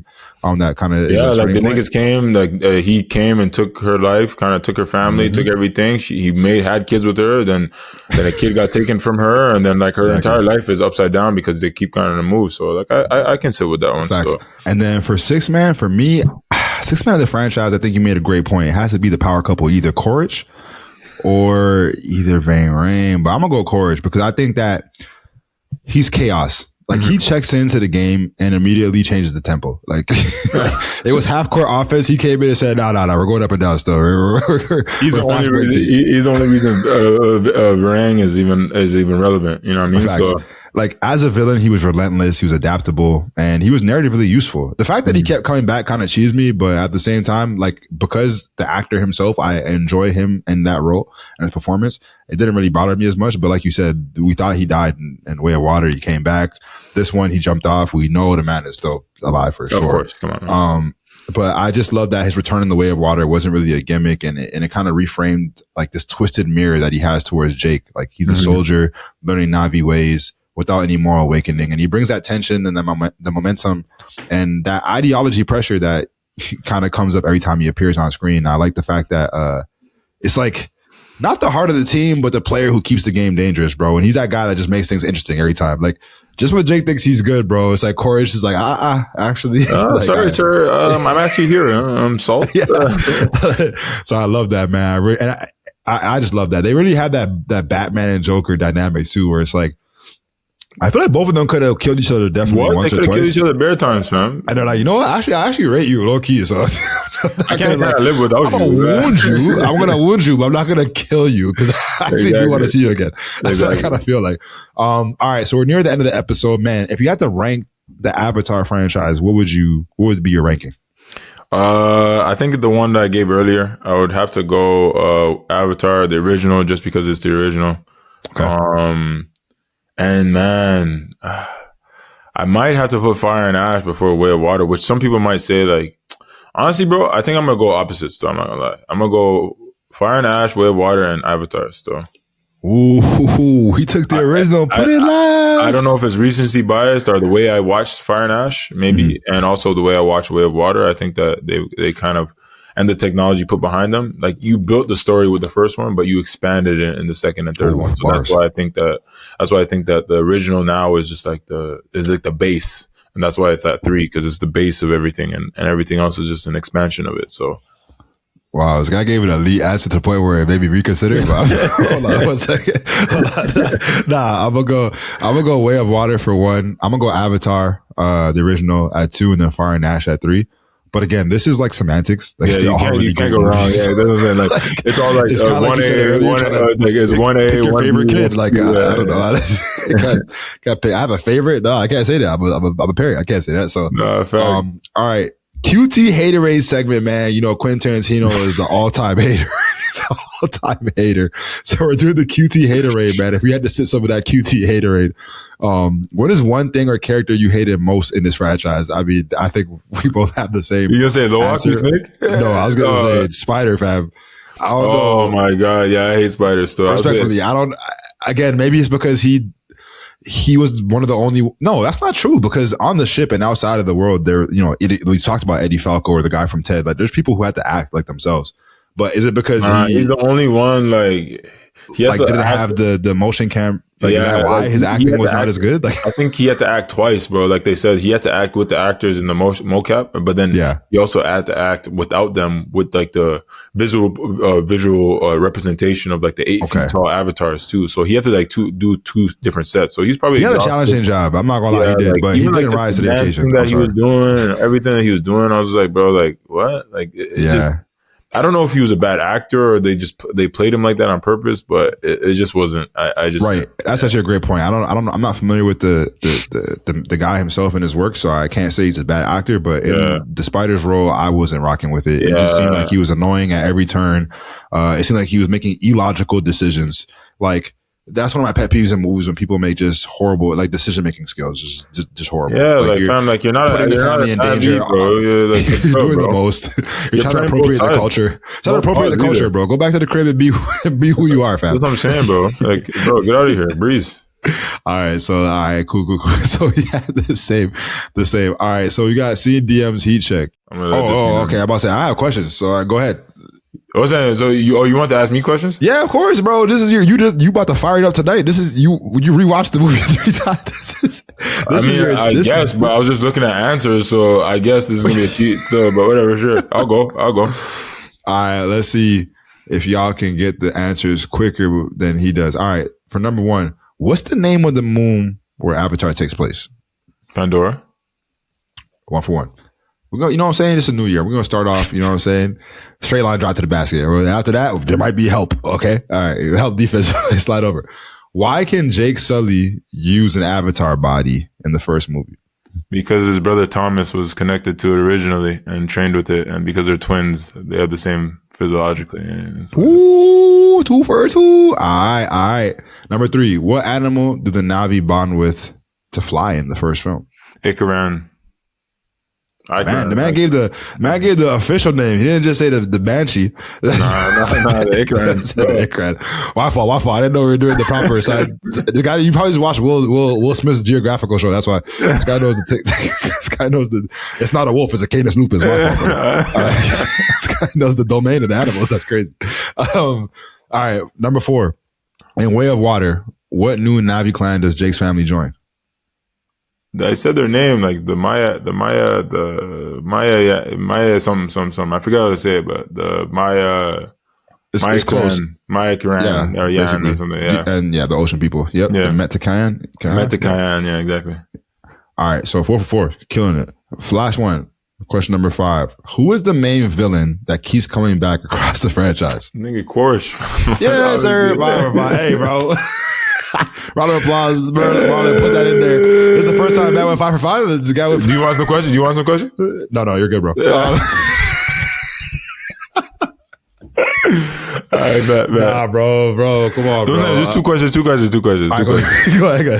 What was the name of the resource why the humans kept coming back to Pandora? Like, what did they need? What the gold goo? Yeah, I don't know. No, not the gold goo. Not the gold goo. The original thing from Pandora. The original. Oh, nah. What is it? Obtainium? Not even guessing. Obtainium? Yeah. They made that up? No, that's the name. It was just a made up thing. Yeah. You know, I was gonna ask you how much it sold for per kilo, but I guess you don't know that either. I don't know that either. Gotta ask you. I only know how much titanium costs. What's the thing that Wolverine has in his body? Adamantium. That's all I know about. That's an adamantium. Do you know what the whale version, the whales in on Pandora? Way of Water? Yeah, like no, also in Fire and Ash, but what are they called? Damn, what are they called? That's a great question. I'll give you a question. I'll give you a hint. They start with a P. What am I? That didn't help. It made it worse. It made it worse. And my mind went somewhere else. What is it? The pie can. The pie can. Yes, the pie can. I knew someone. Okay. One question that I think you're gonna get correct. What is? I said when an Ikaran chooses you, what will it do? When a banshee is nigga, when a banshee chooses you, what will it do? They connect the. No. What will it do if it chooses you? Is it? God damn, this nigga hasn't watched these movies in a minute. Clearly. Does it moan? Does it? This man said, does it moan?